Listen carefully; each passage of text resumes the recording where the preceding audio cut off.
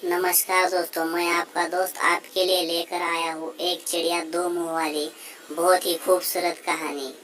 एक वन में एक छोटी चिड़िया रहती थी जिसके दो मुंह थे।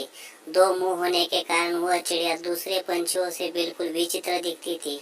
वह चिड़िया एक बरगद पेड़ पर घोंसला बनाकर रहती थी। एक दिन वह चिड़िया जंगल में भोजन की तलाश में इधर उधर उड़ रही थी। अचानक चिड़िया के दाएं वाले मुंह की नजर एक लाल फल पर पड़ी। देखते ही उसके मुंह में पानी आ गया और वह तेजी से वो लाल फल खाने की आगे बढ़ी। अब चिड़िया का दायां मुंह बड़े स्वाद से वो फल खा रहा था। बायां मुंह बेचारा बार बार दाएं मुंह की तरफ देख रहा था कि मुझे भी खाने दे, लेकिन दाया वाला चुपचाप मस्ती से फल खाए जा रहा था। अब बाएं मुंह ने दाएं वाले से प्रार्थना की, थोड़ा सा फल खाने की, मुझे भी दे दो। फिर इस पर दाएं मुंह ने गुस्सा दिखाते हुए कहा कि हम दोनों का पेट एक ही है, अगर मैं खाऊंगा तो वो हमारे पेट में ही जाएगा। लेकिन उसने बाएं वाले को कुछ खाने को नहीं दिया और अगले दिन चिड़िया फिर से जंगल में खाने की तलाश में उड़ गई। तभी बाएं मुंह की नजर एक अद्भुत फल पर पड़ी जो बहुत चमकीला था। वह तेजी से उस फल की तरफ लपका।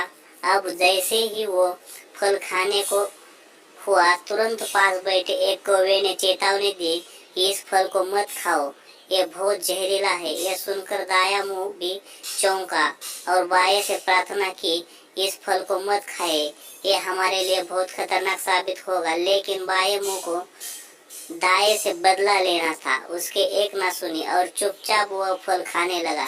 कुछ ही देर में चिड़िया का शरीर मृत होकर जमीन पर गिर पड़ा।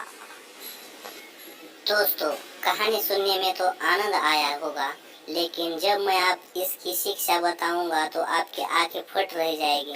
आजकल के माहौल में देखा जाता है कि एक ही परिवार के लोग एक दूसरे से ईर्ष्या करते हैं, एक दूसरे से दुश्मनी रखते हैं, लेकिन जब भी वह एक दूसरे का नुकसान पहुंचाने का सोचते हैं या एक दूसरे से बदला लेने का सोचते हैं, नुकसान पूरे परिवार का ही होता है।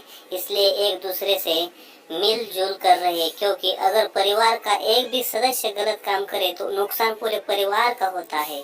यह इस कहानी की शिक्षा है। धन्यवाद।